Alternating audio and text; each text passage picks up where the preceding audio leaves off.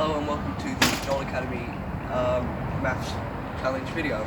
So we came up with a unique mathematical formula to calculate students' and teachers' personal abilities in climbing using several different fundamental ideas of maths. We used calculations for speed, we used the calculations of Pythagoras, and we used our own unique format to calculate the skill from that information.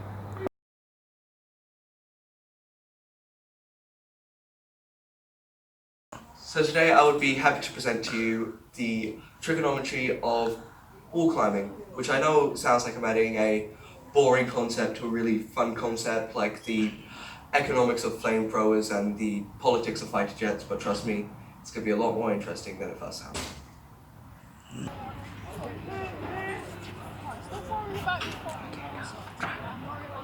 On to Pythagoras and how we used it to calculate the hypotenuse of which the person creates when they're declining. So when you are descending the wall, the most comfortable and easiest way to decline is at a 90-degree angle facing towards the wall, curving at the hips. So what we did is we calculated the length from the leg all the way up to the waist.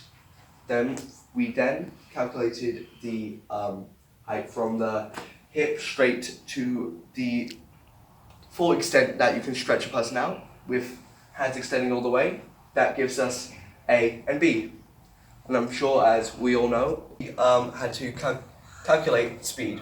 So we used the equation for calculating speed, which is speed in centimeters per second for our uses, but it can be in several formats, equals distance, which is, for our purposes, is the distance of the climbing wall, and time, which for us is just easier to do in seconds.